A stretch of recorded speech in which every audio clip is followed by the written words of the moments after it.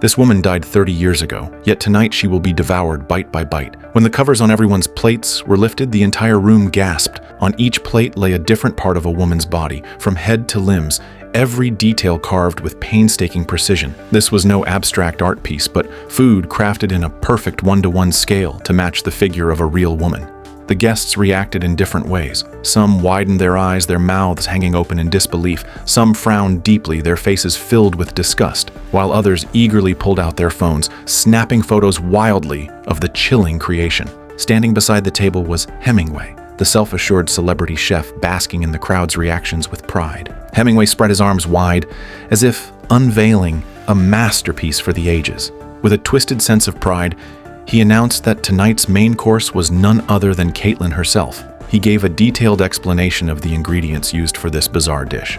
The legs were made of pure natural lamb, and the chest was crafted from the most tender veal, while to accommodate vegetarians, the side waist portion was assembled from tofu and grains. Yet this recreated woman was no fictional character. Her name was Caitlin, brutally murdered at this very motel 30 years prior during her honeymoon. That night, she and her new husband Joey had just celebrated their wedding, arriving here full of hope for their future. Tragically, the place meant for their joyous beginning became their final resting place. More chilling still, Caitlin and Joey weren't the only victims. This blood-soaked motel claimed 8 innocent lives. 3 decades later, the true killer remains a mystery, known only by the codename Baphomet. Now, 3 decades on, the Cold River Motel has reopened, transformed into a crime-themed destination. For promotion, Ruby and Portia invited obsessed true crime professionals to the opening event. The group included podcasters, actors, scholars, artists, spiritual guides, and violence enthusiasts. Though they came from very different worlds, today they shared the same purpose, delving deep into the mystery of the Cold River slaughter. While checking them in, Ruby gave a detailed introduction to the newly renovated Museum of Death. Each room was meticulously staged. Red doors marked actual murder sites, with bloodstains, knife marks on floors, all preserved or recreated authentically. As night fell, Ruby and Portia hosted a special welcome dinner. After guests consumed Hemingway's special food, he served several glasses of a deep crimson liquid, unnervingly similar to real blood in viscosity and hue. Tasting the blood, guests recoiled at its startlingly realistic texture and potent metallic taste. When someone curiously asked its ingredients, Hemingway's answer froze the room. A touch of vodka, the rest 100% his own blood. Dead silence engulfed the space. Shock swiftly curdled into anger and nausea among the guests. Some questioned the safety of such a practice, but Hemingway defended himself, asking if they had ever considered the health of the animals they ate, including raw sushi. When someone argued it was different, Hemingway insisted the only difference was that he had just given them a part of himself. Unexpectedly, Crow voiced sincere gratitude for Hemingway's act. This moment laid bare the group's true nature. Their obsession with death and extreme experiences had warped ethical boundaries. Just then, a sharp knock interrupted them. A drenched couple entered, desperation on their faces. Floyd pleaded for shelter from the worsening storm outside. Ruby's expression turned icy as she stated the motel was closed for a private event all weekend. Floyd didn't give up and asked if they could at least park their RV in the lot until the storm passed. After consideration, Ruby reluctantly agreed to let them stay in the parking lot overnight. As the other guests returned to their rooms, Paige was left alone with her own deep dilemma. Now 30 years old, she was still trapped in the role of Caitlin she had played as a teenager. For years, she had fought to shed the Caitlin label, but whenever directors saw her, they forever envisioned only the murdered teenage girl from that horror film. Later, she visited Floyd and Shirley in their RV. They instantly recognized Paige as the actress who portrayed Caitlin. Paige revealed Ruby and Portia invited her to leverage her fame for the motel's reopening hype, though she felt intense internal resistance. Trauma from the past and disgust toward the event's commercialization caused her profound discomfort. So she cautiously asked if, once roads cleared, she could catch a ride with them away from here, even just to the next town. She desperately needed to escape this suffocating place of memories and unease. Shirley readily agreed. However, as Paige was leaving, she ran into someone dressed as Baphomet. Terrified, she turned and fled into the woods with Baphomet pursuing her step by step. Paige fell and let out a heart-rending scream. Only when a distant cut sounded did Paige realize this was specifically designed by Ruby and Portia for promotional footage, leaving her furious. Ruby and Portia explained that everything happening this weekend would be used for promotion. The guests enjoyed a free true crime-themed weekend, and in return, granted rights for any content to be used for promotional purposes. This revelation made the guests realize they weren't invited guests, but unwitting promotional props. Their obsession was packaged into a product, their experiences transformed into content. Some expressed willingness to accept the promotion, seeing it as mutually beneficial cooperation. But Andy firmly objected. When asked why he came, Andy explained it was purely for research to gather material. This argument revealed each person's true motives for being here, exposing the darker aspects of their personalities.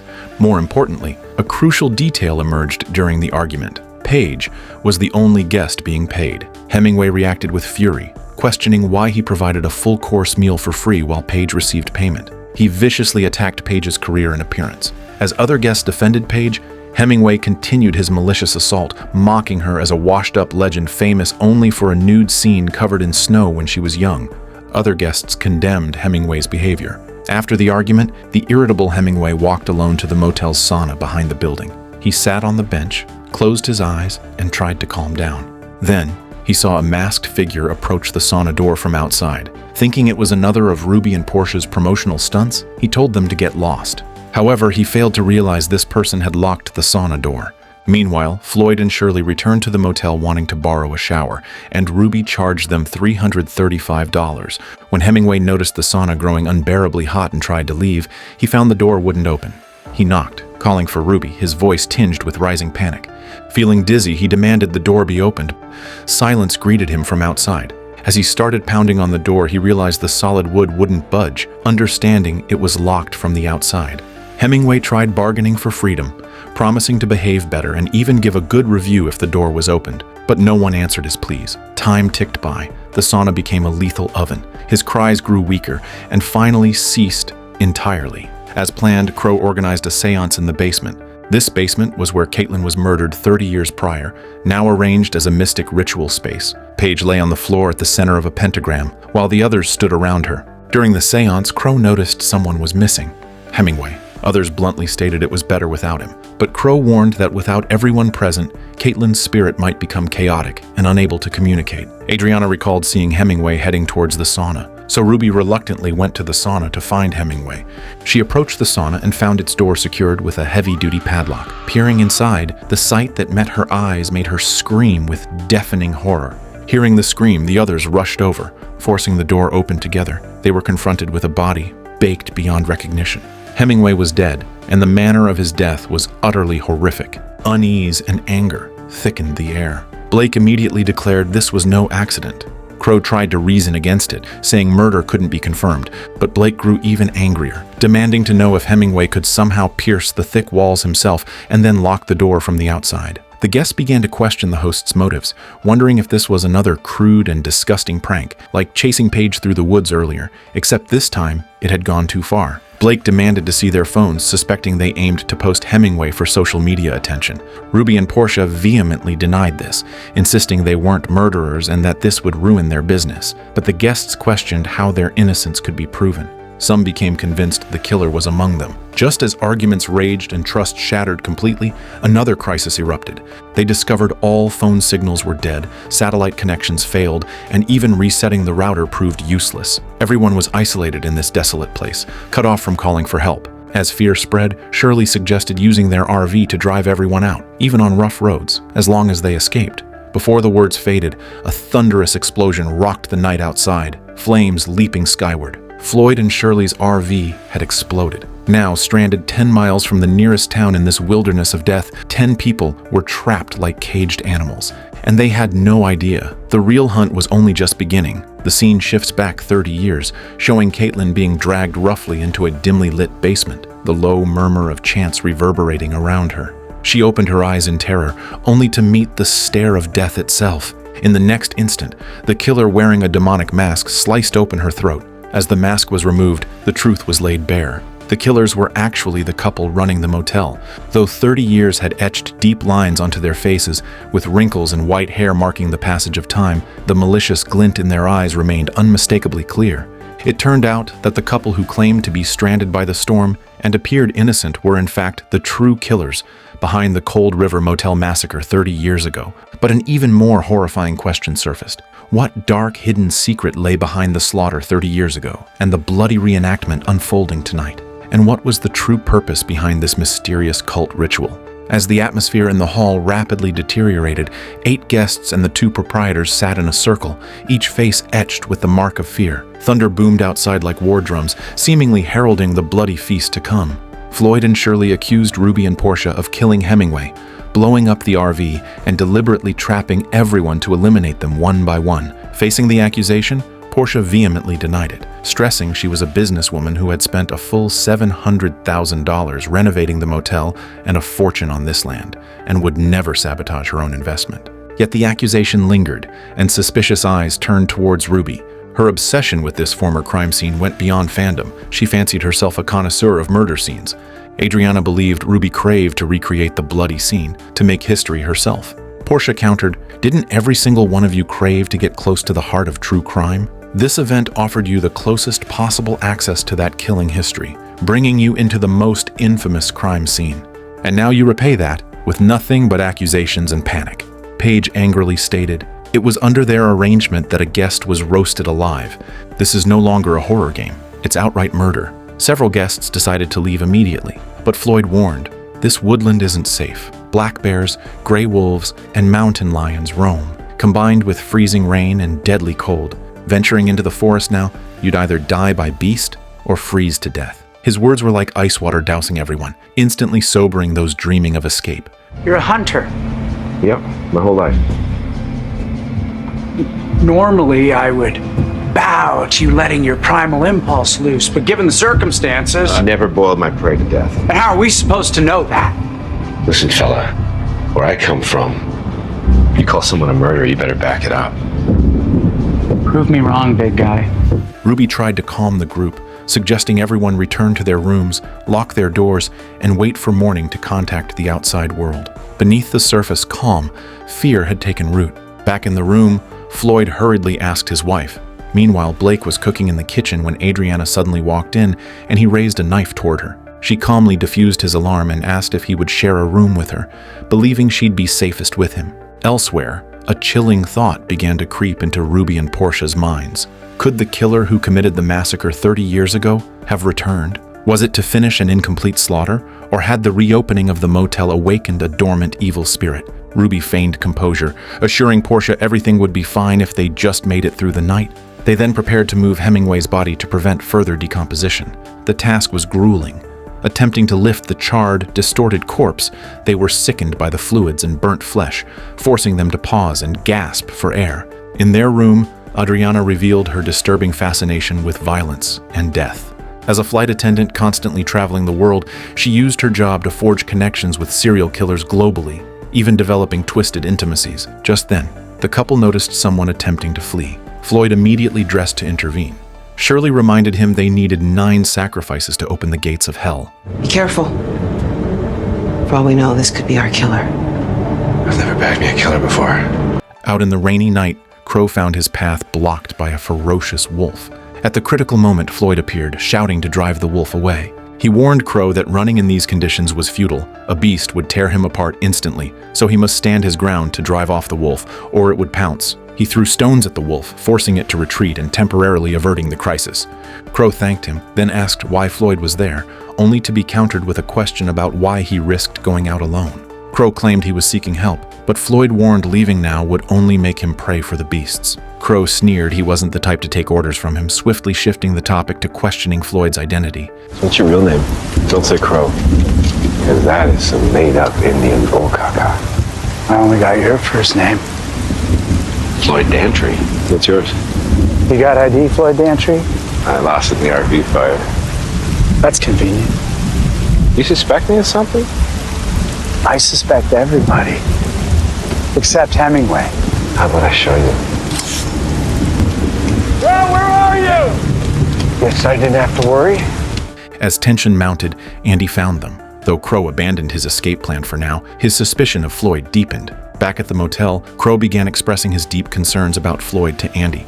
As a spiritual guide skilled in reading people, he sensed acutely that Floyd had definitely killed before. Yet Crow's warning didn't convince Andy, who countered with logic. If Floyd truly wanted them dead, the wilderness offered ample opportunity. He didn't need to bring them back safely. But Crow insisted on his judgment, believing Floyd was biding his time, planning some Hemingway-level horror. This intuition, lacking concrete proof, felt sharper than reason on this supernatural-charged night. Later that night, as she slept, Portia was suddenly smothered by a cold hand covering her mouth and nose. A blade pierced her chest, straight through her heart, before she could even cry out. Soon after, Ruby stirred awake and looked towards Portia beside her, only to be utterly horrified by the sight. Portia was long dead, her still warm heart placed neatly upon her chest like a ritualistic offering. With Portia's death, Hell Motel truly became hell on earth. This was no longer merely a tale of a soul killer. It delved into a supernatural legend involving ancient evil forces. Saturn's orbital cycle, blood rites,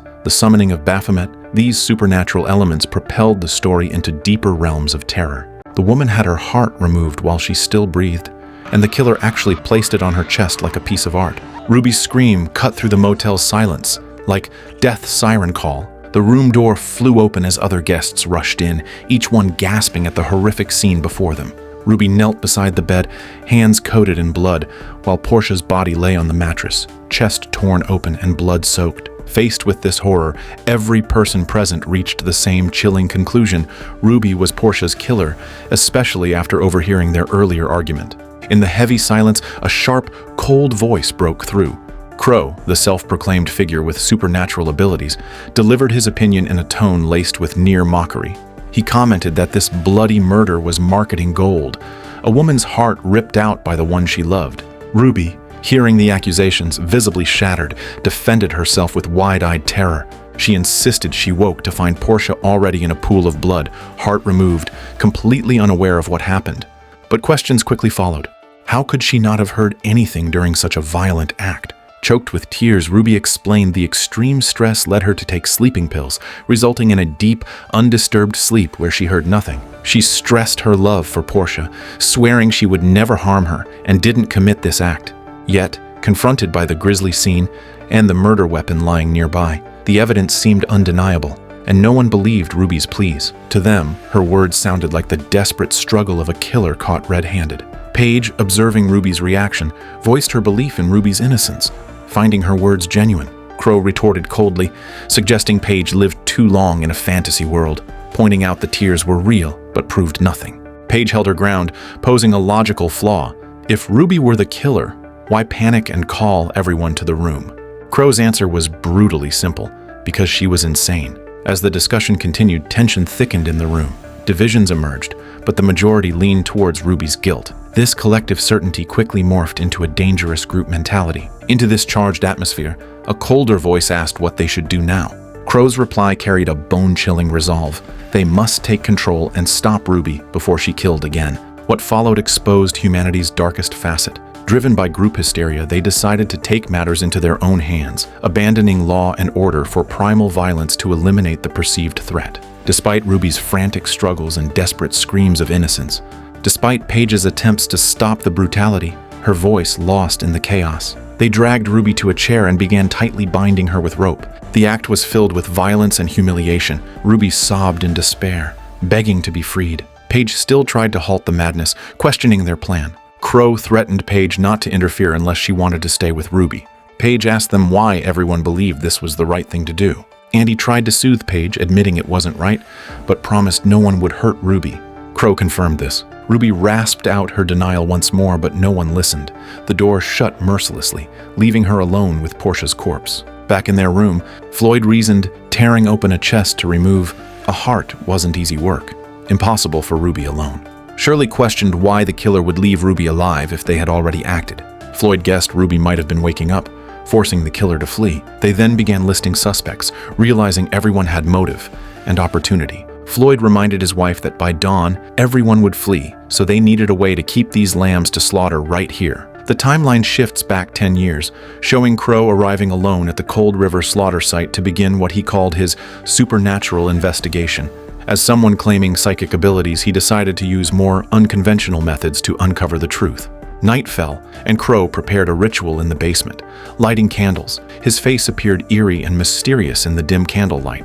He took out some Salvia divinorum, a plant known to induce hallucinations, said to help connect with the spirit world. Salvia is indeed a plant with potent hallucinogenic effects used in some cultural religious ceremonies, though its scientific validity remains highly debated. Crow began the ritual with soft prayers invoking Mother Salvia, hoping she would show him the visions he sought. Under the influence of the substance, Crow entered an altered state of consciousness. Reality in the room began to blur. He spoke into the empty air, saying he knew the presence was there and asking it to help him. Suddenly, in his vision, a female figure appeared, none other than Caitlin, dead for 30 years, one of the massacre victims. Caitlin's spirit conveyed a message, mentioning that the gate wasn't closed yet. Crow tried to grasp the concept, asking what gate. Caitlin answered it must be closed. Crow urgently asked how. Caitlin gave a shocking answer. What do you need me to find? Can you tell me who it is? Can you do that? Crow asked Caitlin if she could tell him who it was. Caitlin offered a cryptic clue, horns. Crow tried to make sense of it, connecting it to the demonic mask worn by the killer, and asked who the masked person was. Caitlin gave more information. There were 2 killers. One was a man, then she vanished. Meanwhile, Ruby broke free from her bonds and crawled into a ventilation shaft. However, the bottom of the shaft gave way, causing Ruby to fall from a height into the motel's basement. Hearing the commotion, the others tracked it to the basement. Ruby, in the darkness, took Paige hostage, her eyes filled with desperate madness. This was the last struggle of a person pushed to the absolute limit. Ruby yelled for them to stay away, insisting she wasn't the killer. Andy moved closer slowly, urging Ruby to calm down, trying to persuade her to drop the weapon. But she roared back, "I don't trust anyone anymore." Adriana seized the moment and stabbed Ruby. Seeing this, Blake and Crow rushed in, stabbing her repeatedly. Ruby collapsed in a pool of blood, her eyes still filled with confusion and agony. Until her last breath, she maintained her innocence. In the aftermath, Paige recalled how it began. Adriana lunging at Ruby like a rabid animal, claiming it was to protect her. But to Paige, it looked more like premeditated group violence, everyone seemingly waiting for the right moment to strike. Andy pointed toward Crow, saying he had acted like an unelected leader, guiding the group to find a scapegoat. Ruby was merely the first sacrifice. The next targets would likely be those who hadn't participated in the violence. They understood that passive refusal could become the next reason for attack. Afterwards, Crow and the others carried Ruby's body to the storage room. Crow bet that Ruby had planned to hide their bodies here, never expecting to become a victim herself. He pointed out Ruby's biggest mistake, inviting a group of smart, strong-willed people into her killing trap. They framed their violence as righteous retaliation, claiming that when someone warps the group's belief, force must eliminate them with thunderous resolve. Shirley even praised Adriana, who lunged at Ruby without hesitation, ending the chaos. In their eyes, she became an undeniable hero. Adriana basked in the thrill the violence provided. The feeling she'd sought for years among killers was finally found in that moment. We just killed somebody, guys. We did. Yeah. And it's somebody who was trying to kill us. Blake, I know that this is a place of some trauma for you, but for me, this place has profundity. This has become a place of deep knowledge. Rewind to 10 years earlier. Crow took his supernatural evidence to the local police station. He found Officer Dixon, in charge of the massacre case. To be honest, I don't believe in psychics, which... You don't have to believe me. No, just take what I was told and add it to your deep knowledge of the case. Look, what I heard has to point the way. 2 besides 2 that came back? Pleading for a reinvestigation of the Cold River slaughter, Crow told Officer Dixon he didn't need to believe him, just consider the information to deepen the case understanding, stressing his clue would point the way. Dixon began pondering the clue's significance. He mentioned their backdoor surveillance captured a figure wearing an eerie mask and costume-like attire. Suddenly, Dixon's expression changed. He mentioned the number 22 was interesting, asking if return was the dead woman's word. Crow confirmed, explaining the deceased said the killer had returned. Dixon explained that killers always come back to the scene of the crime, to gloat, to touch it, to feel the thrill, whatever the reason, they just can't resist. Based on this logic and Crow's clue, Dixon re-examined the case files. He pulled photos of people seen near the crime scene within 48 hours after the murders. Dixon pointed to a photo and said the man's name was Davin, describing him as a pervert, deeply malicious, and a local resident with a minor criminal record. He had once stalked a waitress at the resort and had been involved in a few small arson cases.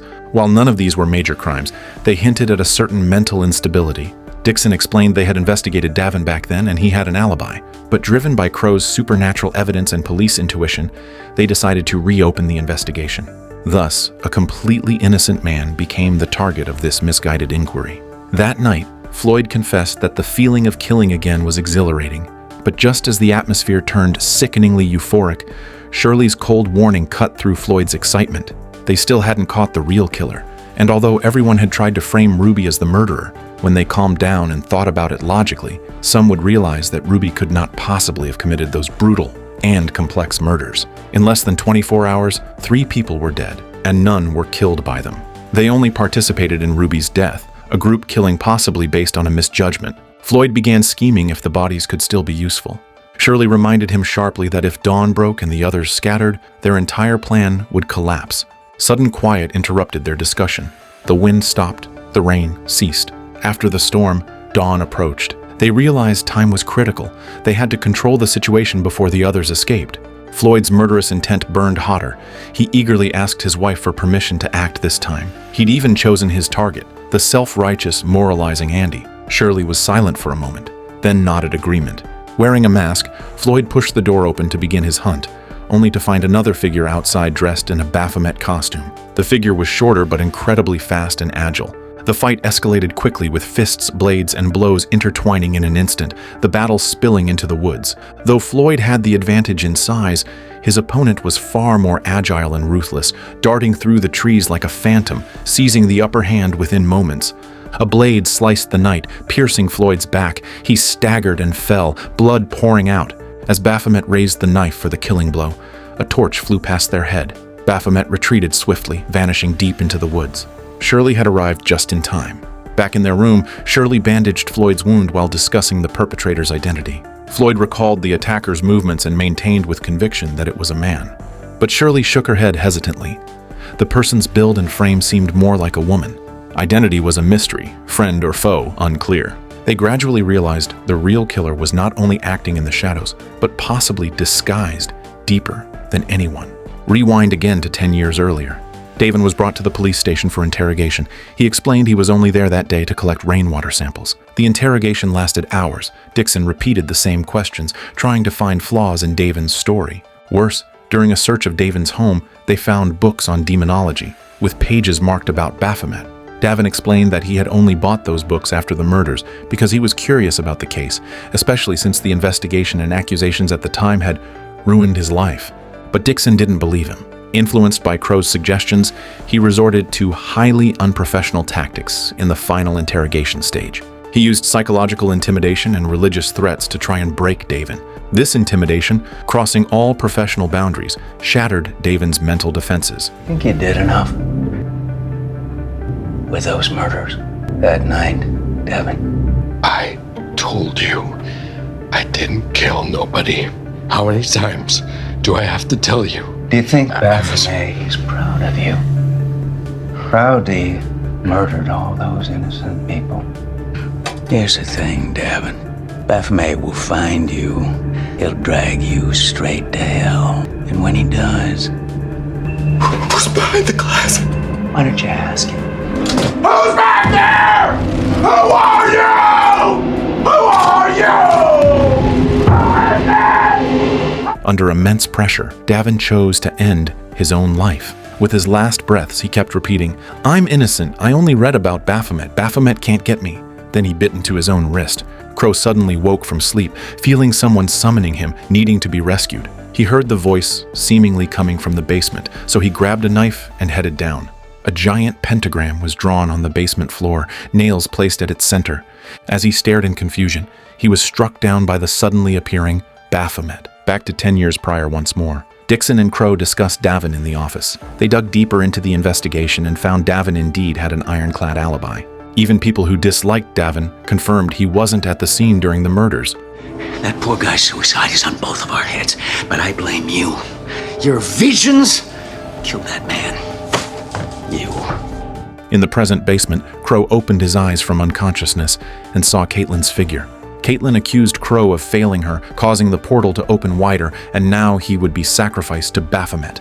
Then Baphomet took nails and drove them, one by one, into the back of Crow's skull. When the others heard the noise and came to the basement, Crow was still barely alive. They gathered around him, hearing him repeat the same word over and over, Baphomet. The man remained conscious as he felt the killer slowly position the nail against the back of his skull. With a heavy hammer blow, the iron nail instantly pierced his scalp, drilled through the skull, and penetrated brain tissue. The massive impact plunged his vision into darkness. Yet the killer didn't stop, calmly retrieving a second nail and choosing a spot slightly left of center. Bang! Another hammer strike drove the nail through again. 1, 2, 3 nails followed, each hammer blow accompanied by the sickening crack of fracturing bone. When the others heard the noise and reached the basement, Crow still clung to life. Paige demanded to know who did this. Moments later, Crow breathed his last. They then discussed what to do with Crow's body, and Floyd suggested moving him to the cold storage room to place it with the other corpses.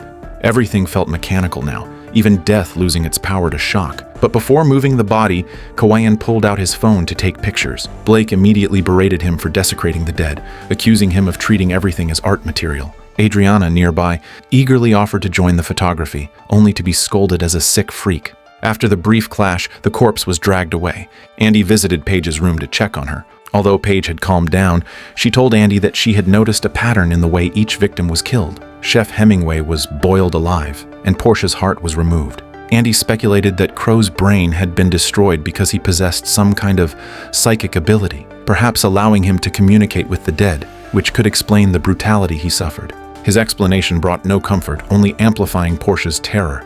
If even a psychic met such an end, what might the killer do to them? As Floyd positioned the body to leave, he discovered Crow wasn't fully dead. Floyd approached Crow, crouched down, and coldly demanded who attacked him. But Crow could only manage faint gasps, unable to utter any name, so Floyd finished him off himself. In one day, there were already 4 bodies. Shirley remarked that at this rate, everyone would be dead by tomorrow. Floyd, however, excitedly revealed he'd just ended Crow, and Kawayan, who helped carry the body, hadn't even realized Crow was still alive. Shirley suspected Kawayan was the killer and had already recognized they were the same kind of person, so she decided to test him. Shirley entered Kawayan's room to find him immersed in his art. He stated he must finish this piece before leaving since the motel would soon become a new crime scene. After brief talk, Shirley noticed red pigment on his desk. Kawayan explained it was paint mixed with his own blood and resin. He claimed this transformed victims from ghosts into tangibly perceived existences.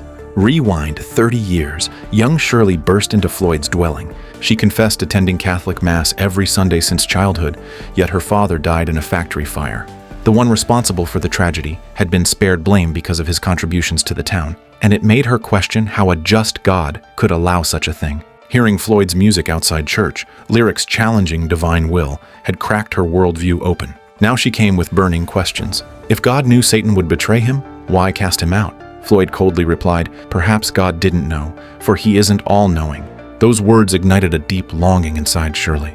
She said she refused to accept that her fate had already been decided because she had not yet made her own choice. Shirley revealed a pendant around her neck, an invocation sigil. Floyd warned darkly that not all demons were alike. Satan wasn't Lucifer. But Shirley's eyes turned ever more determined. She elected to summon Baphomet, the Eden demon. She'd brought a neighbor's cat as sacrifice, hoping to appease the ancient entity. The innocent kitten became their first victim. More terrifying was the young mind's shift, from questioning injustice to committing violence, enabled by a twisted ideological framework. This epitomized extremist radicalization. Back in the present, Kawayan prepared to draw more blood from himself once more. I think you've bled yourself enough. You're right. Would you mind? I've run out of painting supplies.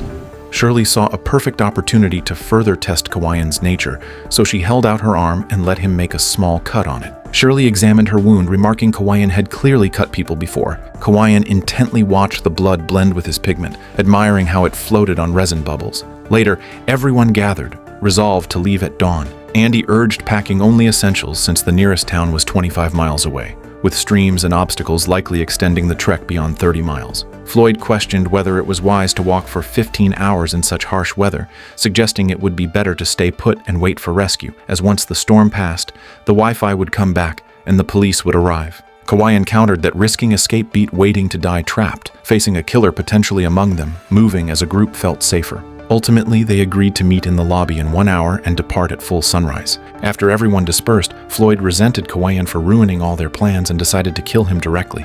But Shirley intervened, believing that would make the remaining people scatter and flee. Floyd insisted they must stop everyone from leaving, or else follow the group and eliminate them one by one during the journey. Shirley suggested directly telling Kawayan they'd uncovered his identity as the killer, trying to recruit him. Floyd considered it too risky. Even if he was the killer, everything that guy did was for himself. He wouldn't want partners. As people packed their bags, Andy and Kawayan discovered Crow's head impaled on a flagpole. Kawayan urged Andy that they had to leave immediately, but when they turned around, the killer was right behind them. Kawayan immediately engaged in combat, but couldn't withstand more than a few moves before the killer's blade cut him. Seeing this, Andy mustered courage, charged, knocked the killer down, then pulled Kawayan back inside. Adriana witnessed this fight from her room. Kawayan urged everyone to take shelter indoors first. Floyd swiftly hid his mask in the ceiling. Meanwhile, Paige bandaged Andy's wounds in her room when Blake entered, demanding to inspect her shoes, suspecting the killer was among them. Finding Paige's shoes clean, Blake left the room. Blake then barged into Shirley and Floyd's room, demanding to see their shoes. Shirley questioned if Blake truly suspected her, but Blake didn't back down. Blake snapped at Shirley to stop stalling and produce the shoes. Floyd grew furious, seeing Blake yell at Shirley, grabbing his collar and slamming him against the back wall, instantly escalating tension. Others rushed in upon hearing the commotion to intervene. Blake broke down sobbing, confessing he couldn't bear the fear and pressure any longer. Floyd coldly reminded everyone a killer lurked outside. Venturing into the wilderness would only worsen things. Shirley reluctantly handed over her shoes for inspection. Kawayan insisted on seeking help outside, arguing strength in numbers allowed immediate reaction to threats, and asked Shirley to convince Floyd to join. Shirley initially spoke calmly, but her tone shifted to probing and suggestive, hinting everyone harbored hidden impulses and darkness. She even led Kawayan into thinking about whether, when he saw the bodies tortured to death, he had ever questioned the value of kindness or felt tempted to embrace his own darkness. Kawayan sharply detected Shirley's subtext, countering if she was fishing for information. Shirley smiled faintly, not directly denying. I see. I could tell you I was the killer, who I just fought, by the way, and you'd be okay with it. You're as bad as all the other murder freaks in this motel. I think darkness is lame, violence is ugly, and Satan lovers are a joke. You can leave now. Rewind 30 years again. Shirley said Satan had been forced to do all of God's dirty work, yet had to bear all the blame. Their plan was complex. To summon Baphomet, they needed Saturn's power. This planet, symbolic of darkness, fear, and barrenness, takes 30 years to orbit the sun, and in just a few weeks, it would complete its current cycle. They planned to open a gateway to the other side at the energy convergence point, using fire and blood during Saturn's return. But one question loomed: how much blood would it take? The answer was chilling. The blood of 6 people would be enough to satisfy the demon. Elsewhere, Adriana visited Blake's room. Blake spoke with instant edge, coldly telling her not to flirt, having no patience for her quirks now. Booker, in a mocking tone, reminded Adriana that she had stabbed Ruby once, and now, knowing Ruby wasn't the killer, she still showed no remorse. Silence stretched. Adriana finally admitted the idle waiting was maddening, the motel now terrifying her. Blake sneered that the woman who dated killers was finally scared. Adriana didn't bother replying. In her ears, she could faintly hear noises outside. Not long after Andy and Kawayan left, the sounds of fighting erupted. She knew it had to be Baphomet making a move. She stood at the window, her feet feeling like they were filled with lead, unable even to lift her head to look. Her throat tightened. She couldn't call out "stop," and she couldn't grip the knife. She was frozen in place, feeling utterly powerless for the first time. Sensing her fear, Blake's tone softened. It's because you were scared as hell. I get it. Okay, believe me, That was through a wall. When the time really comes, am I gonna freeze up? Am I gonna survive? Blake quietly said no one knows how they'll react until tested, but congratulated her for finally reacting like a normal person. Adriana gave a faint, self-deprecating smile and asked if she could stay a little longer. He reluctantly agreed. To distract, Blake suggested fetching cards or snacks for them. Meanwhile, Floyd stated all lambs had been herded back into the pen, but they knew this calm wouldn't last long. They whispered it was time to start slaughtering. Shirley spoke of that Kawayan, calling him just another impotently angry lamb, disappointment thick in her tone. Then Floyd went to Kawayan's room. I can already tell I'm in trouble. I'm not a pathetic old man past his prime and looking for my value in other people's eyes. You have no idea who I am. I think I have a pretty good idea. You've been spoiling for a fight since day one. I guessed it. Rage detonated completely. Their day one hostility finally erupted into direct conflict. After a fierce wrestling match, Floyd was overpowered and slammed heavily to the floor. Just then, Shirley quietly climbed in through the window, seized the moment to stab a knife into Kawayan's abdomen, then covered his mouth while whispering words. Floyd used his knife to slice open Kawayan's abdominal cavity. The entire room permeated with the smell of blood. After they left, the room fell into dead silence. Immediately after, a figure wearing a Baphomet mask slowly entered. He crouched down, drew a cross on Kawayan's forehead with blood-stained fingers, then resumed cutting the corpse cruelly. Soon after, Andy discovered Kawayan's body in a bone-chilling scene. The killer had stuffed Kawayan's artwork into his split-open abdominal cavity, surrounding it with his internal organs as if arranging a bloody altar. Scene shift. Rewind 30 years. Shirley and Floyd arrived at the energy convergence point, precisely where this motel now stood. These experts who studied true crime their entire lives never imagined they would one day become prey in an elaborately orchestrated, flawless murder game. Within a single day, at this remote mountain motel, 6 people perished, each death horrifying in its own way. And the killer was among them. Someone pointed out that the person who first discovered a body is often the killer, covering their tracks. Immediately, their suspicious gazes focused on Paige. Blake noted she was the one who led everyone to Crow's body. Paige argued she heard it through the vents but was instantly rebutted. No one else had heard anything. Now, suspicion turned to Andy, whose physical fitness was seen as enabling the crimes. Floyd wasn't spared either. Old grudges and new conflicts intertwined during arguments. Someone accused Adriana of inciting violence against Ruby, leading to her innocent death. The room neared chaos, everyone lost in accusations and rage. Just then, Adriana spotted a figure in the forest outside. They instantly swarmed, tackling him to the ground. Amid the chaos, someone shouted to kill him. The man's voice trembled as he cried, "You know me." The next second, everyone froze. It was JP, the driver who brought them to the motel. Back inside, they took him to the freezer holding all the bodies. See why we didn't exactly roll at the welcome mat. The sight of so many corpses caused JP to break down completely, screaming that he wanted to leave. But before he reached the door, Blake slammed him against the kitchen counter. JP couldn't process what he'd seen. Bodies, internal organs, flowers stabbed into a victim's abdomen. He screamed hoarsely, demanding what cursed place this was. Paige rushed to calm him, reminding him it was temporarily safe, but JP remained hysterical. Someone suspected JP was the killer. JP shakily swore his innocence, even offering to swear on a stack of Bibles. Those present scoffed, stating faith granted no privileges here. As tensions mounted, Adriana noticed glass shards embedded in JP's facial wound and demanded an explanation. JP defended himself, saying he lost control and crashed his car, trapped for hours until running out of gas and battery, forcing him to trek through the woods. But when JP pulled a handgun from his pocket, everyone tensed and stepped back. JP urgently explained it was purely for self-defense. Years of night driving in the city taught him to guard against drunk passengers or carjackers. He carefully set the gun down,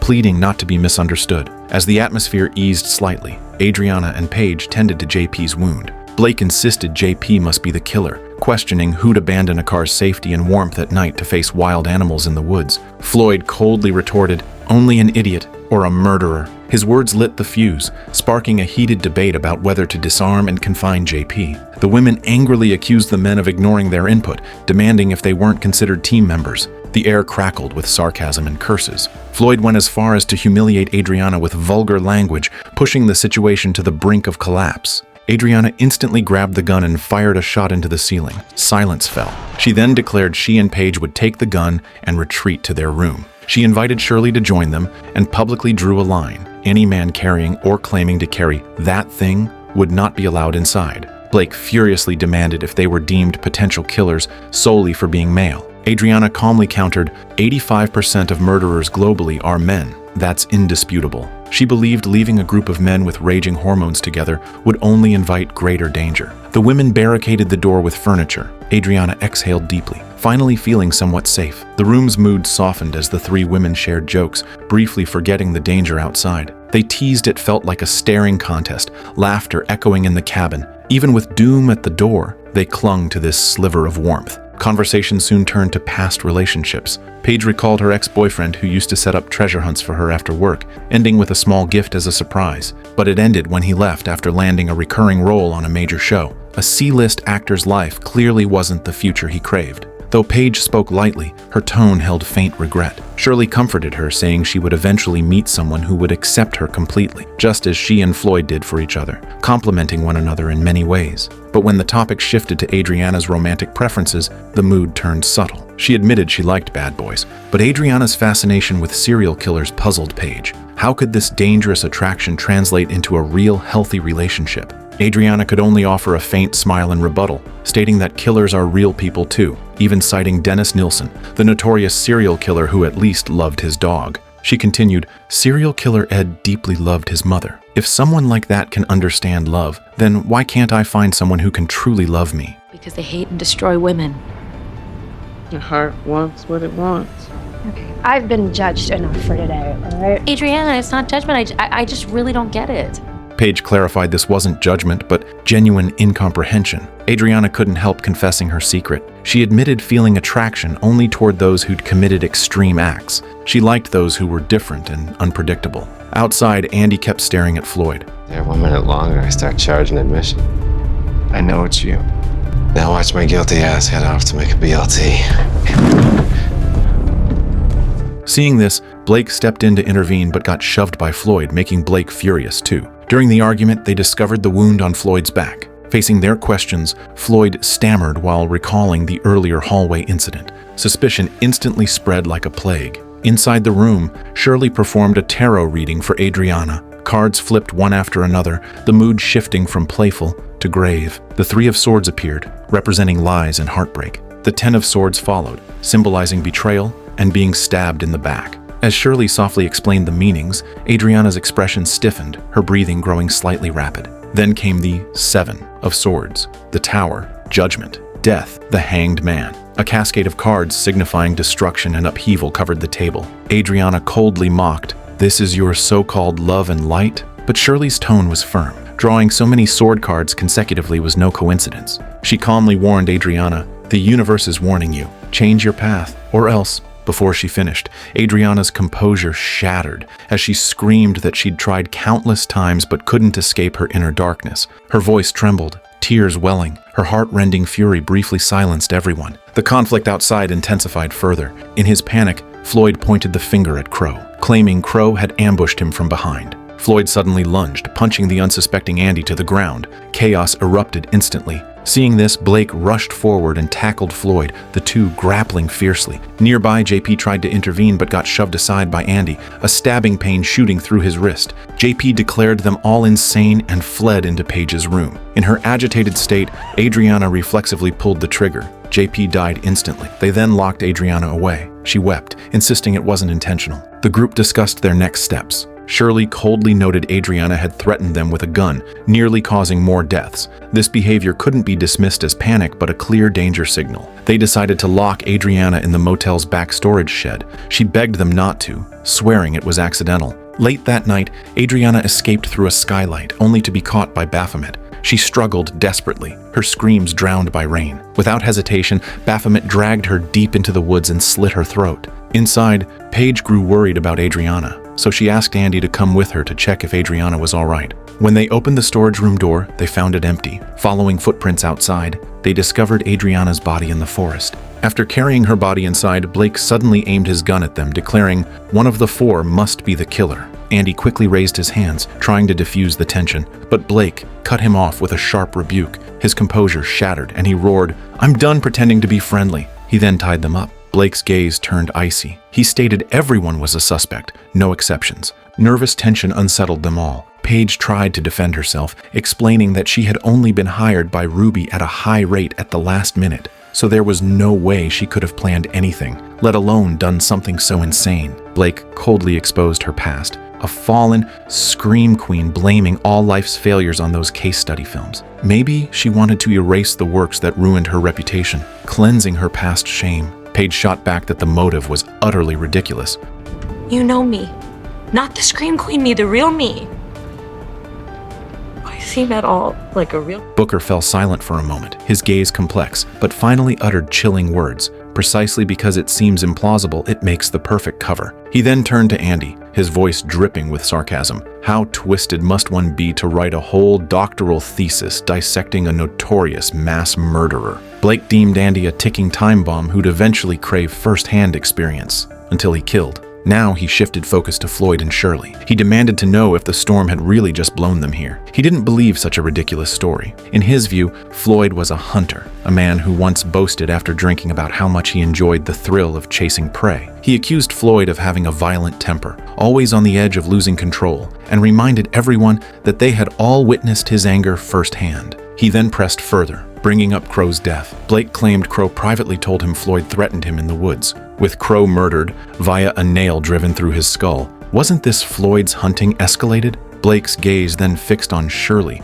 his tone venomous. He pointed out that while Shirley seemed intelligent and approachable, her choice to stay with Floyd showed she was no simple woman. He ridiculed their disguises, questioned their gentle retiree personas, and declared they were far from innocent. Shirley couldn't help demanding, "What gives you the right to decide others' fates on mere suspicion?" Blake's response sent chills down their spines, as he claimed all four present had murder motives, and the only certain innocent was himself. Floyd tried to counter, demanding why they should trust that he wasn't the killer. Blake roared in fury, stating if he truly were the murderer, he could shoot them all dead, right now. His furious voice mingled with the thunder outside, echoing through the room and sending shivers down their spines. The room plunged into suffocating silence. Floyd conceded Blake had a point. The killer was among them. Page knew Blake's judgment was based entirely on gut feeling. If someone acted harshly, he claimed they were the killer. If someone acted too gentle, he didn't believe them either. Such absurd logic kept them trapped in endless fear. But Blake's eyes grew more resolute. He responded,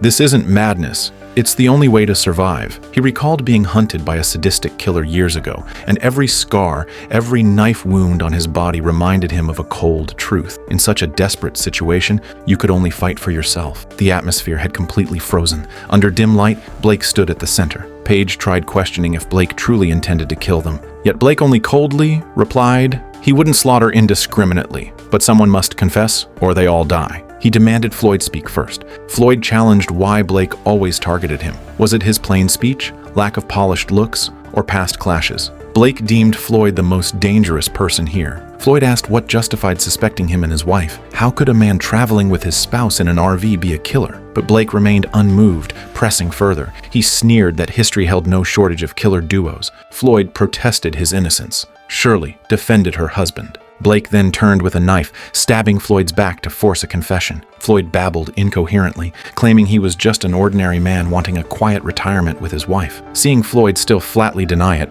Blake picked up the gun again and aimed point blank at his head, yet he lacked the courage to pull the trigger. He stormed into the storage room to drink for courage. Andy told Page to reach into his pocket. There was a folding knife. Blake murmured to Adriana's corpse, "Only by finding the killer can I prevent the tragedy from happening to me." A flicker of madness flashed in his eyes, as if he had already made up his mind. Andy had just gotten the knife when Blake returned. Andy nervously suggested they stay tied up and let Blake leave alone to find the police. Blake only scoffed, stating slowly, "Police never helped him. He survived terror alone once. Now he must rely on himself. And these so-called experts, they never truly experienced the hell he endured." Blake recited each dead name, voice quivering with rage. He recalled every time they thought they caught the killer, and every time they were wrong. Shirley retorted, "What if he's wrong again? What if the real killer's still out there, ready to strike?" Adriana was killed outside. Blake's face twitched, his tone fractured and rushed. He no longer cared for reasoning. He drew a sharp breath, resolve flashing in his eyes.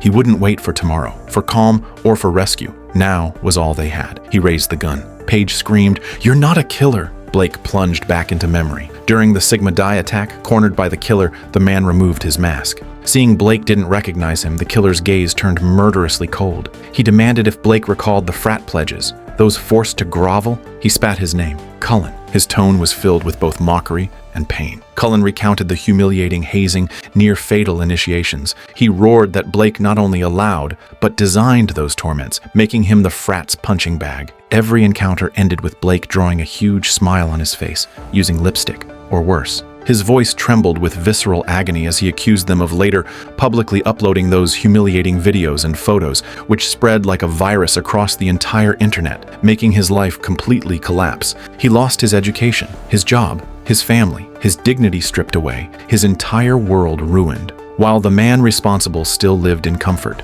Now Cullen's rage crystallized into cold intent, staring at the man who made him smile through agony. His eyes hardened. This time, he wouldn't smile. Blake trembled, repeating apologies, voice thick with terror. Cullen remained unmoved, his stare icy as he coldly stated these weren't true remorse, just empty pleas for survival. Then Cullen grabbed Blake's girlfriend, Farah, and proposed a cruel test. If Blake took her place, walked to him willingly, and let the blade press against his own throat, he would spare her life. Otherwise, he'd slit her throat there. The air froze. Farah shook, tears blurring her vision as she stared desperately at Blake. But Blake's face changed, and after a brief pause, he suddenly turned and ran for the door like a terrified animal, without looking back. At that moment, Andy finally cut through the ropes.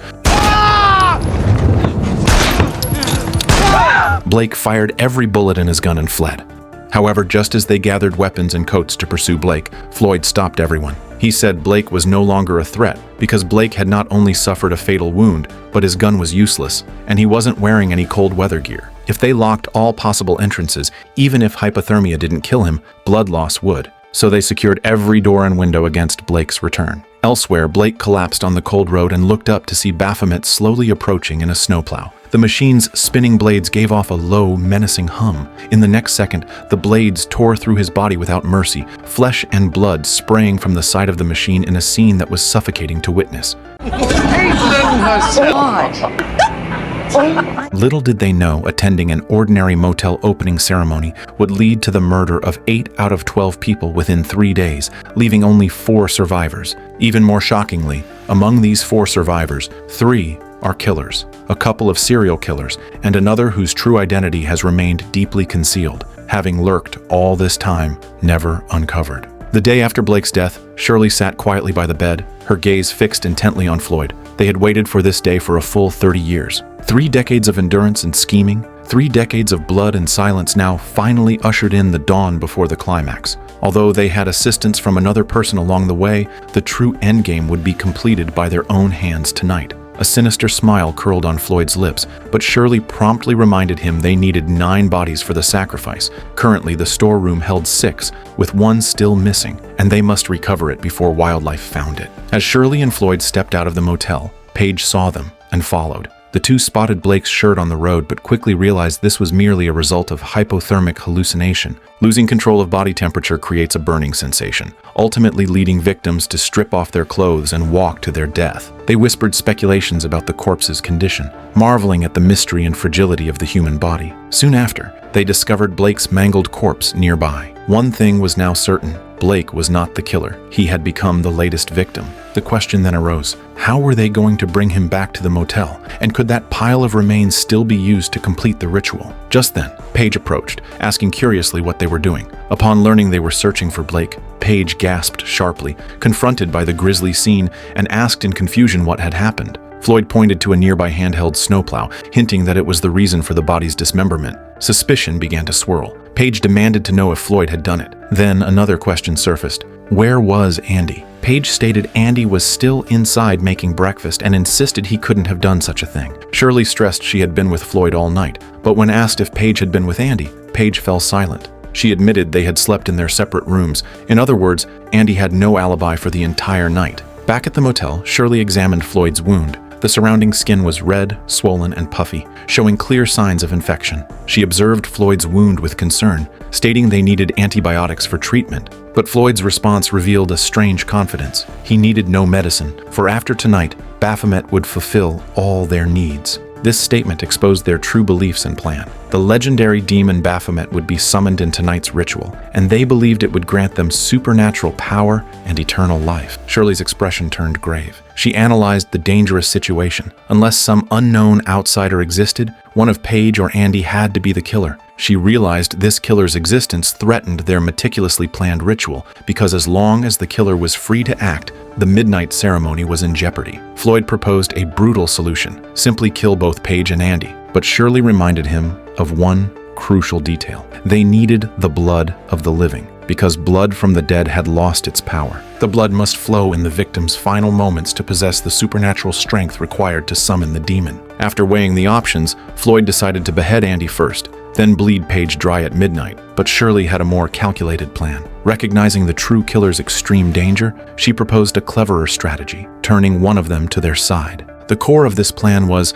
division, making one believe the other was the killer to secure their cooperation. After careful consideration, they chose Paige as the one to win over. Shirley felt Paige was better suited as the sacrifice to Baphomet, adding one could say her whole life had prepared her for this role. Meanwhile, Paige told Andy about finding Blake's body. When asked how Blake actually died, she gave only a short, sickening answer: the snowplow. Paige suddenly laughed, the sound short and unsettling, before she caught herself. Andy reassured her, saying she was just in shock and her emotional reaction was understandable. The timeline shifts back several years. Andy's thesis critiques the decay of contemporary horror culture. He points out that today's elevated slashers hide behind pretentious artistic packaging, while a flood of sensationalized true crime podcasts and documentaries runs rampant. Extreme violence seeks legitimacy under the guise of art house films, and repulsive elements become challenge content encouraged by social platforms. He calmly notes the shared consequence behind these phenomena, a recurring yet undeniable fact over the past 70 years.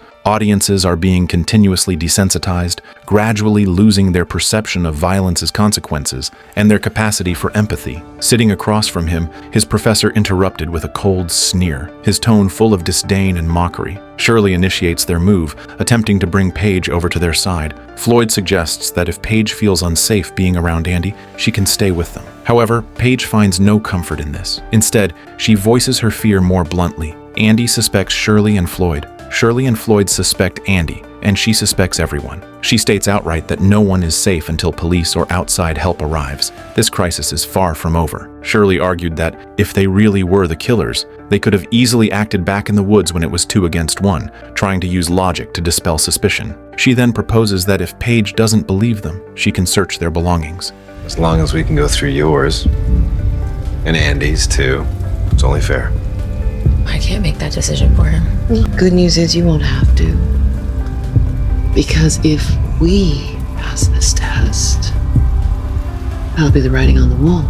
Paige personally goes to Shirley and Floyd's room and conducts a thorough search. The room held nothing suspicious, but she didn't know the key evidence. The Baphomet mask was already hidden in the ceiling crawl space. They then moved to Paige's room, yet the result was the same. The room contained nothing unusual. As they began searching Andy's room, Shirley unexpectedly discovered a book that looked highly suspicious. She starts reading aloud passages about demon worship. A woman's blood holds symbolic power, thus defiling the pure weakens God's strength. The content was both repulsive and malicious, typical of demonic literature. She also found an entire chapter detailing instructions for live animal experimentation on cats. The extreme nature of this content shocked everyone present, Floyd included, who showed appropriate surprise. But he also urged everyone to stay quiet, because if Andy heard them discussing this, he would know they'd found his secret, and they needed the element of surprise. Shirley added that no matter how normal Andy might seem on the surface, he was actually an extremely dangerous deviant. Faced with such damning evidence,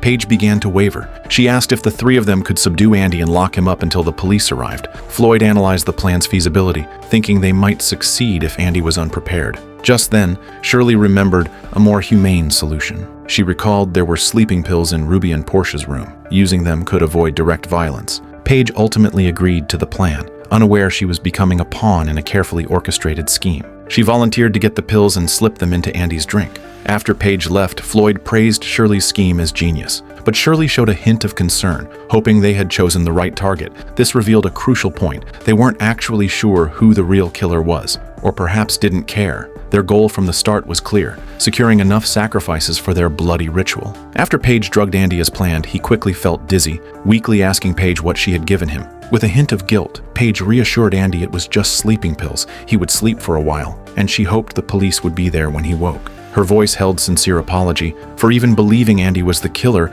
betraying his trust caused her inner pain. Before losing consciousness, Andy issued a final warning, telling Paige in broken words the truth. He was not the killer. When Floyd and Shirley arrived at the room to deal with Andy, Paige asked a question showing her inner kindness, wondering if they could just lock the door without tying Andy up. This revealed her inherently compassionate nature, still hoping to minimize harm to Andy. But Floyd insisted on sticking to the original plan, believing tying Andy up was essential for control. Shirley joined in, reassuring Paige, promising they wouldn't hurt Andy, only acting to ensure everyone's safety. She then suggested Paige take a bath to relax, which was actually a ploy to get Paige away so she could prepare for the next phase. Just as Paige was bathing, fate took an unexpected turn. Paige's phone suddenly emitted a series of crisp notification sounds, showing she had received multiple backlogged messages. The discovery shocked her. Network service had been restored. She immediately called the police. Meanwhile, Floyd had arranged the remains of 7 bodies into a circle. All that was missing now were Andy's remains and Paige's blood. After reporting to the police, Paige searched online for information about that suspicious book in Andy's room. The search results made her blood run cold. This discovery struck like a bolt from the blue, instantly making Paige realize the book was likely planted evidence by Floyd and Shirley. At this critical moment of discovery, Shirley entered the bathroom. Paige immediately pretended nothing had happened, but her phone suddenly chimed. Shirley picked up the phone, and upon seeing Paige's search history, knew all pretense was unnecessary. She had now completely shed her disguise as a mild-mannered, middle-aged woman, revealing her true, demonic nature. A fierce, life-or-death struggle erupted in the bathroom. This was no ordinary fight, but a pure battle for survival with no rules or mercy. Paige fought desperately, clawing Shirley's eyes, ultimately forcing Shirley into the bathtub and slowly suffocating her in despair. After surviving the fight with Shirley, Paige immediately realized she must rescue Andy. She rushed to the room where Andy was held and quickly untied him. When Andy regained consciousness, he was furious about being drugged. Paige urgently explained everything to Andy, admitting Floyd and Shirley were the real killers and that she had been completely deceived by their elaborate scheme. Floyd and Shirley needed 9 sacrifices for their bloody ritual, and both she and Andy were on that death list. Learning the network was restored, Andy immediately analyzed the technical reason, reasonably concluding the storm must have disrupted the satellite signal. I did call them. I called 911. They said they might take a while. They are full-blown blood cult Satanists. But we have to get out of here. We have to go before Floyd finds Shirley, okay? Just then, Floyd discovered Shirley's death. Hearing Floyd's furious roar, Paige and Andy prepared to fight. As they stepped outside, Floyd blocked them in the hallway wearing the Baphomet mask. Shirley was right about you all along. I thought it was you killing everyone, but nuh-uh. It was this seabird. Wait, you're the killer? Andy and Norman fight! Of course you didn't know, Professor Andy. Because you couldn't even sniff out the originals. And I gotta say, this one puts us both to shame. He's lying. They killed everyone. She was all ready to drug you at the first chance. Oh, look at her. Look at her hold that knife. She wanted to jump at the chance. She wanted to drug you. You've been a liar ever since you got... Andy pulled Paige into the basement, where dismembered limbs with still wet blood littered the floor, the stench of decay and iron mingling in the air like an antechamber to hell. Before they could process this, footsteps suddenly closed in behind them. Floyd appeared at the stairway's end, declaring everything had finally reached the last step. The ritual needed only one final piece, and Paige before him was the key to opening that gate. But just as Floyd was about to succeed, the fight took an unexpected turn. Paige and Andy displayed extraordinary coordination born of desperation, their will to survive unleashing unprecedented fighting strength. Ultimately, they overpowered the experienced killer Floyd. You really were the killer. I am not the killer! Together. The dying killer uttered his final declaration of victory. Andy tried to refute this supernatural claim with reason and science, firmly stating no demons or summoning rituals existed. Facing this uncertainty, Paige made a decisive and brutal choice. Unwilling to risk whether Floyd's prophecy was true, and even with him near death, she couldn't let the threat persist. So she picked up a shovel and severed Floyd's neck.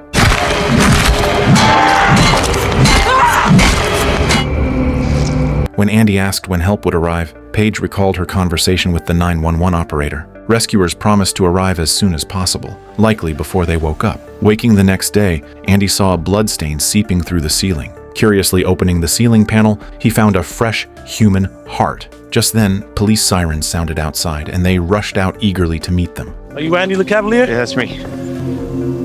We're so glad to see you. 3 days ago to celebrate the opening of the Cold River. Never heard anything like this. Yes, you have. 30 years ago. I bet some of the dry blood on that mask will be from the original victims. You sure this older couple... Floyd and Shirley. Yeah, Floyd and Shirley. Are you sure that they killed everyone? Every single person who is dead in there. So there's no chance they might have been working with someone out in the woods? No. I'm sorry. I know you two have been through a lot. We gotta ask. No, it was all them. No one else. Okay, you two stay right here. Hell Hotel finally reaches its grand finale, and the question remains, who is the killer among the two remaining survivors? Months after the Cold River slaughter, Paige is filming a crucial scene for the doomed Service remake when she suddenly calls for a stop. The director approaches to ask what's wrong, and Paige explains she can't understand why her character, Caitlin, would just stand there waiting for rescue when faced with death. In her view, the character should actively try to save herself. Having truly faced mortal danger and survived the Cold River Motel massacre, she possesses the deepest understanding of survival strategies. This expert advice based on real experience shocks the entire crew, and the director immediately recognizes the weight of her words, shouting for the screenwriter to come to the set and revise the script. At this moment, Paige feels an unprecedented sense of professional fulfillment. For years, she was seen as just a pretty face, but now her real experience gives her a voice. As a staff member delivers a bouquet of flowers signed by Andy, with a note expressing concern and encouragement for her past ordeal. This gift, though sudden, carries a touch of warmth that brings a faint smile to her face. Paige proactively texts Andy, inviting him to come over to her place. That evening, Andy arrived at her home. After a brief exchange of pleasantries, Paige mentioned that the movie had wrapped months ago and invited Andy to the premiere screening the following night. She admitted openly that it was better to face things head-on rather than avoid them, not only to thank him for the flowers but also as a chance to reconnect. The sudden ring of the kitchen timer interrupts this important moment, and Paige rushes to the kitchen to deal with dinner, leaving Andy alone in the living room. During her brief absence, Andy glances around the apartment filled with doomed Service memorabilia, including some extremely lifelike props. As the night deepens, they discuss the official conclusion of the Cold River Motel incident. Andy can't shake a lingering unease. He feels the matter is far from truly over, the unanswered details and the faces of the dead often surfacing in his mind. He suspects both he and Paige might have missed something. Perhaps Floyd and Shirley weren't the only killers. Despite the official conclusion naming Floyd and Shirley as the killers, matching the location and methods of the crimes from 30 years ago, he still has doubts. Back then, Floyd and Shirley were physically strong, but now they are old and frail, and one of the victims, Kawayan, was large and had strong self-defense abilities, impossible to overpower easily. He questions whether it's believable that Floyd alone could have taken down Kawayan. Paige brings up Shirley, suggesting that if she was the one who struck and caught Kawayan completely off guard, then a single fatal blow wasn't entirely impossible. Paige further recalls that Shirley acted extremely friendly and approached everyone proactively, never raising suspicion. It was precisely this disguise that allowed her to get close to every potential victim, and if she struck unexpectedly, a single knife thrust to the neck could inflict a fatal wound. Paige tries to persuade Andy to be rational, arguing that if any clues were truly missed back then, the police would have found them by now. But Andy counters that perhaps the police didn't look hard enough, because Floyd and Shirley did fit all the suspect criteria perfectly, allowing the case to be closed easily without resistance. The more perfectly a suspect fits, the easier it is to make people stop asking questions. Paige decides to review all the death cases from the beginning. The first was Chef Hemingway's death, found roasted alive in the sauna, a shocking sight. Although the two suspects seemed to have just arrived at the hotel, they had actually been there for over an hour, long enough to familiarize themselves with the layout and plan the act. Portia and Crow's deaths left no clues. Almost anyone could have done it, and Floyd openly participated in killing Ruby, even showing disturbing excitement. For Kawayan, Paige still believed it could have been Shirley. Her friendliness could win someone over, then step by step close the distance. Paige believed that was exactly how Shirley had created the chance for a fatal strike. When Adriana died, everyone was in their own rooms. If Floyd and Shirley slipped out quietly, no one would have noticed. Blake's death was the same, the undisturbed environment giving them ample time to act. What Paige finds even harder to accept is that she personally saw Floyd and Shirley standing next to Blake's shattered body the next morning. They showed no panic or remorse, instead sitting calmly at a dining table having a meal. After saying this, Paige comforted Andy, telling him that during that time they were in a state of terror, fleeing while witnessing a string of killings, which had already pushed their minds to the limit. She admits that while she seems fine on the surface, she's really just numbing herself with work. Filming and promotion keep her functional, but she isn't sure if she can hold it together after the movie comes out, or if she'll completely break down. Despite this, she still feels a twisted sense of victory because the killers didn't get away. And if there had truly been something they missed, if a third person had been involved, then the entire event would have been even harder to bear. The conversation fell into a brief silence. Andy confessed his deepest fear, that if the killer hadn't been fully exposed back then, the killing might resurface. a thought that constantly haunted him like a lingering shadow. Paige tried hard to comfort him, believing they had done what they needed to do, that Floyd and Shirley were now buried and gone, and this nightmare should truly be over. She hoped Andy could try to feel happiness, to be grateful he was still alive and had everything he once thought he might lose. She believed everything they had now wasn't just theirs, it also carried the unfulfilled futures of those who were gone, and they had a responsibility to live for those people. Andy nodded in response, agreeing verbally, yet his eyes still held an unyielding obsession. Paige sensed his hesitation and stated that there should be no secrets between them. In the darkest hour he had kept her sane, and now she was willing to be his support in return. If something troubled him, she wanted to face it together. Andy hesitated for a moment, finally gathering the courage to voice the secret he held. He stressed this wasn't an accusation, but a detail that deeply puzzled him, recalling a moment after the case ended, but before the police arrived, when he saw a patch of blood on the ceiling in Paige's room. When he opened the ceiling, he found Portia's heart neatly placed inside, like some kind of trophy. Paige stated she knew nothing about this. Andy insisted he had seen it with his own eyes and couldn't deny it. Well, I know it. I didn't hide in my goddamn ceiling, Andy.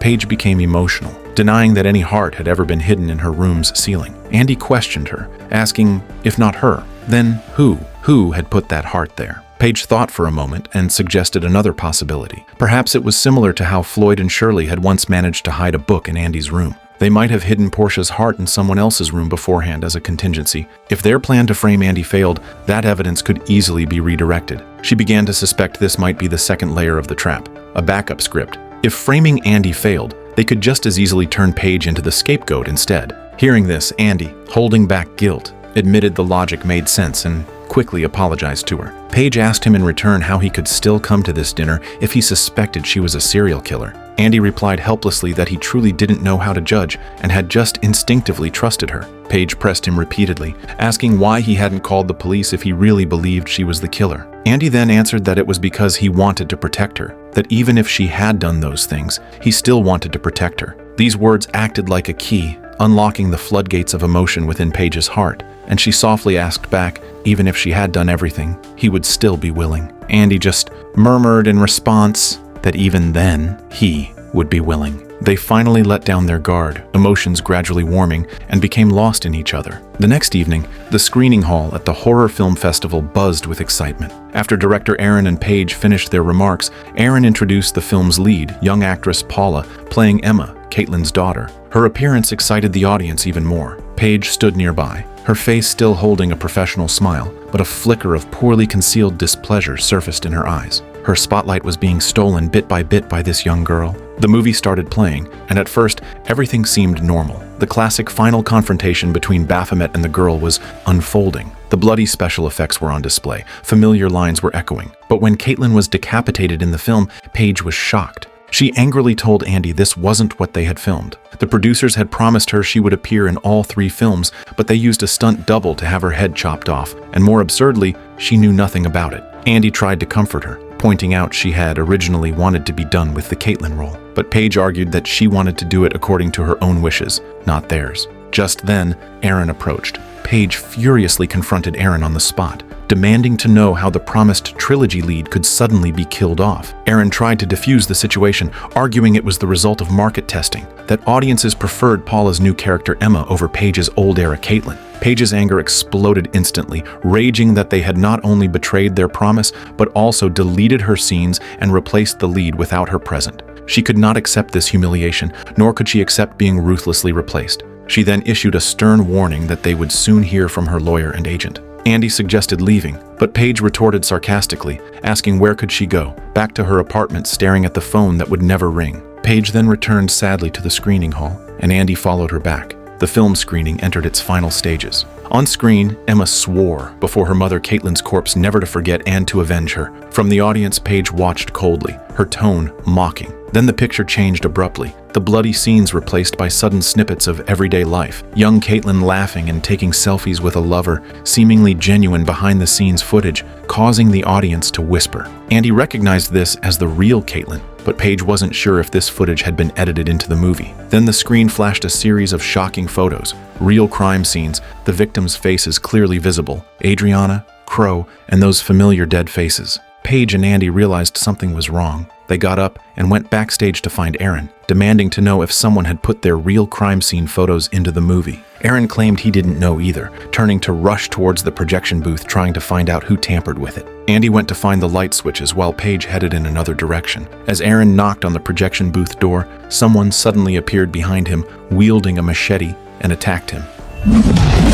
Andy and Paige then returned to the screening hall one after the other. Moments later, Aaron staggered onto the stage with a machete embedded in his abdomen. The audience, mistaking it for a special effects act, even applauded and cheered. But soon everyone realized this was not a special effect but actual murder. Faced with this sudden horror, the audience fell into chaos and panic, some screaming, some trying to flee, the atmosphere instantly collapsing. Andy and Paige walked onto the stage in terror. You were back there alone with Aaron. So were you. Stay back, stay back. Paige, I didn't do this. Then who did?